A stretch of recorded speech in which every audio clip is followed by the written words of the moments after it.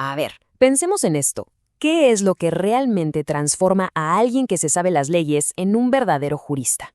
Fíjense que la respuesta no está en memorizar más y más artículos, sino en algo mucho más profundo, comprender su esencia. En este análisis detallado, vamos a desglosar por qué la filosofía del derecho no es nomás una materia de relleno, sino el mero pilar sobre el que se construye una carrera jurídica sólida y, sobre todo, coherente. Bueno, pues arranquémonos con esto. La primera gran diferencia que tenemos que entender, la más importante, es la que hay entre simplemente conocer lo que dice una ley y de verdad comprender por qué existe, cuál es su razón de ser. Y esto que ven en pantalla lo deja clarísimo. El derecho positivo, digamos, es el manual. Te da el contenido, la regla escrita. Te dice qué dice la ley, punto. Pero la filosofía del derecho, esta te da las herramientas para ser crítico, para preguntar, oye, ¿y por qué existe esta norma? ¿Cuál es su verdadero propósito? ¿Es justa? ¿Podría ser mejor? Es la diferencia fundamental entre ser un técnico y ser un pensador. Esta pregunta es, de verdad, el punto de partida de todo. Si nos quedamos nomás en la aplicación de las normas sin más, perdemos de vista el objetivo final de todo el sistema. Y la respuesta, créanme, es mucho más compleja e interesante de lo que parece a simple vista.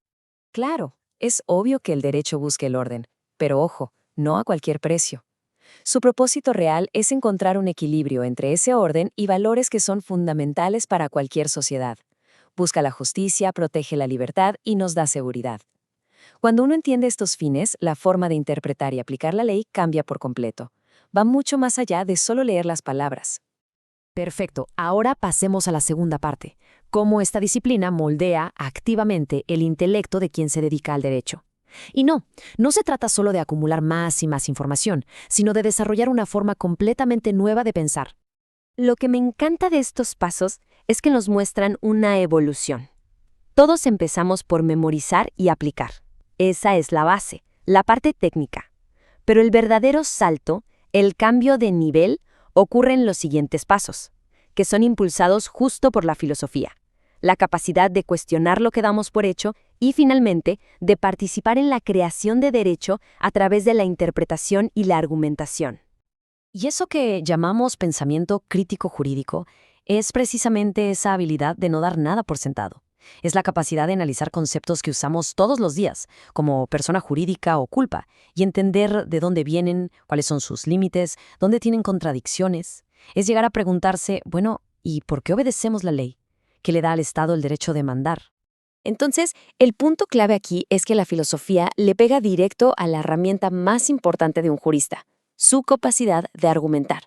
Ya no se trata de dar una opinión, sino de construir razonamientos que sean sólidos como una roca, de aprender a identificar las trampas lógicas, las falacias, en el argumento del otro, y de defender una postura no solo con un artículo, sino con los principios más fundamentales del derecho. Ahora, para que no crean que esto es puro rollo académico, vamos a ver cómo esta formación filosófica se traduce en ventajas bien concretas, bien tangibles en el trabajo de todos los días. Échenle un ojo a esta tabla. Para un litigante significa tener más armas para argumentar, ir más allá de la letra chiquita de la ley. Para un juez es la herramienta clave para resolver esos casos súper complicados o para fundamentar por qué una ley, aplicada al pie de la letra, llevaría a una injusticia. Para un legislador es básico para crear leyes que tengan sentido y que estén basadas en valores claros. Y bueno, para un académico es la base de todo su trabajo. Seamos sinceros, el mundo cambia mucho más rápido que las leyes. ¿Y qué pasa cuando no hay una ley para algo nuevo? O cuando una norma es súper ambigua. O cuando surgen dilemas que hace 10 años parecían de ciencia ficción, como los de la inteligencia artificial o la bioética. Pues ahí, la filosofía funciona como una brújula. Te da los principios y la ética para poder navegar en esos territorios donde los códigos todavía no dicen nada.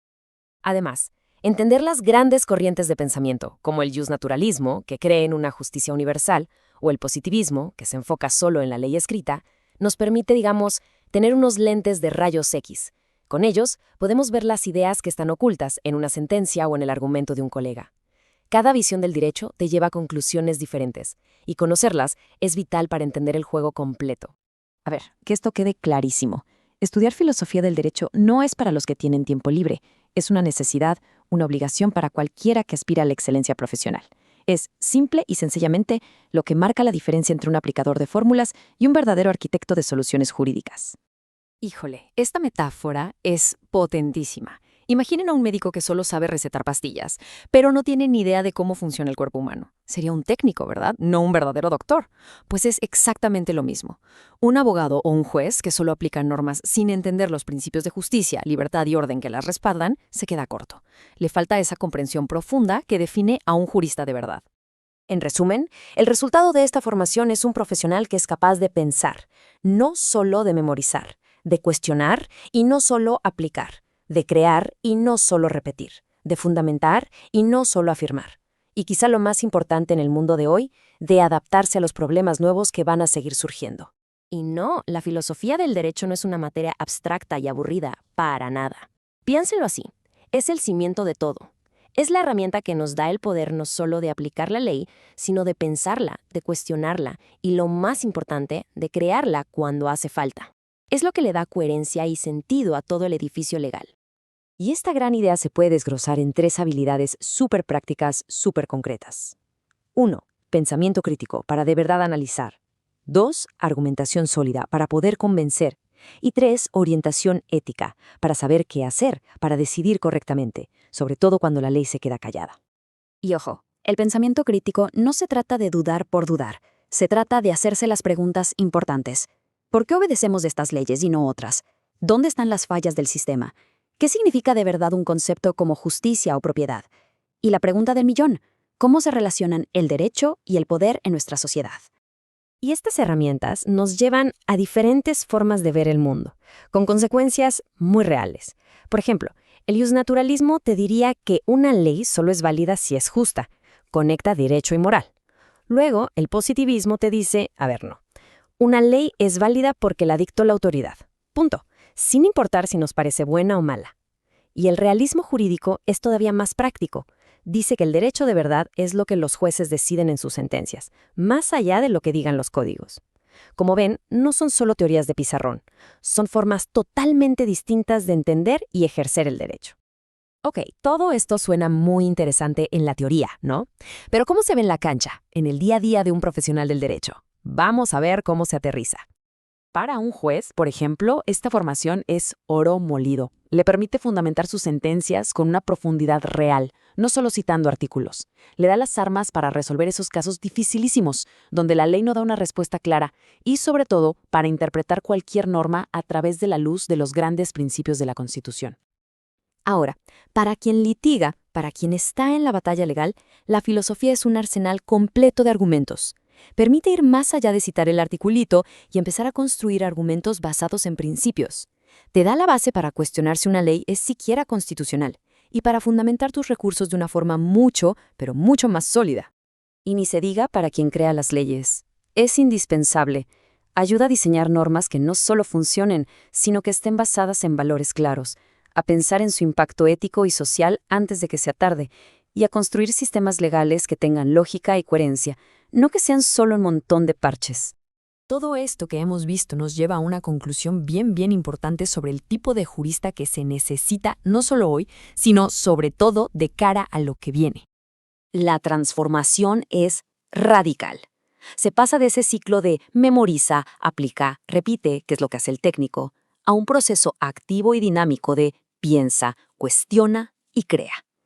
Esa es la diferencia abismal entre ser un simple operador del sistema y ser un verdadero arquitecto de la justicia. Hoy nos basamos en leyes que ya existen, pero mañana los dilemas bioéticos nos van a explotar en la cara. Y en un futuro que ya no es tan futuro, vamos a tener que crear de la nada los marcos legales para gobernar la inteligencia artificial. Para todo eso, se los aseguro, no hay manual de instrucciones. Y es justo en este caos, en esta incertidumbre, donde entra la filosofía del derecho. No como un adorno, sino como la base que nos da coherencia para navegar todo esto. Su principal tarea es lo que se conoce como función metajurídica. Suena muy técnico, pero la idea es simple. Se trata de dar un paso para atrás para ver el bosque completo en lugar de solo un árbol. No se pregunta qué dice esta ley en particular, sino algo mucho más profundo. ¿Qué es la ley en sí misma? Y para lograrlo, analiza el derecho desde 3 grandes ángulos. Primero, la ontología, que se pregunta qué es el derecho, de qué está hecho. Luego, la epistemología, que cuestiona cómo podemos conocerlo, cómo se interpreta. Y finalmente, la axiología, que quizá es la más importante en la práctica, porque se pregunta cómo debería ser el derecho. Esta última es la que nos da las herramientas para decir, oye, esta ley podrá ser legal, pero es injusta. Y que nadie piense que esto es pura teoría de café, ¿eh? Para nada. La filosofía nos da un kit de herramientas súper potente y práctico para el día a día. Por ejemplo, al analizar una política pública, un jurista con estas herramientas puede verla desde el enfoque de Rawls y preguntarse, a ver, ¿las reglas del juego son parejas para todos desde el arranque? O puede usar la visión de Amartya Sen y cuestionar algo distinto. Ok, las reglas parecen justas, pero ¿en la realidad la gente de verdad tiene la capacidad para vivir la vida que quiere? Son dos formas muy distintas de buscar la justicia. Este cambio de mentalidad se ve clarísimo cuando comparamos el modelo de antes con el de ahora. El viejo modelo positivista veía las leyes como reglas rígidas de todo o nada. O se aplica o no se aplica y punto. En cambio, el modelo más moderno, el neoconstitucionalista, entiende que la ley también se basa en principios flexibles, como la dignidad o la libertad. Y los principios no se aplican de forma tajante, se optimizan, se equilibran en cada caso concreto. Y aquí viene la pregunta del millón. ¿Cómo se equilibran esos principios cuando chocan? Digamos, la libertad de expresión contra el derecho a la intimidad. Pues bien, para eso existe un proceso racional llamado ponderación. Primero, se identifican los derechos en conflicto. Segundo, se analiza cuál pesa más en esa situación específica. Y tercero, se justifica con argumentos sólidos porque uno tiene que ceder un poco frente al otro. La clave es que la decisión no sea un capricho. Entonces, todo este conjunto de herramientas filosóficas es, al final del día, lo que transforma a un profesional del derecho y lo prepara para el mundo moderno. Nos ayuda a evolucionar, a dejar de ser ese técnico legal que casi como un perico nomás memoriza y repite el código sin entender a fondo el porqué de las cosas. Para dar el salto y convertirnos en un jurista completo. Uno que piensa, que se atreve a cuestionar, que puede crear soluciones donde la ley no dice nada y sobre todo que puede justificar con razones por qué el derecho debe ser de una manera y no de otra. Este tipo de jurista es el que está preparado para los retos reales. Puede armar argumentos sólidos, resolver esos casos difíciles que no vienen en el manual, llenar los vacíos de la ley con creatividad, defender las bases de los derechos humanos y adaptarse a lo que venga.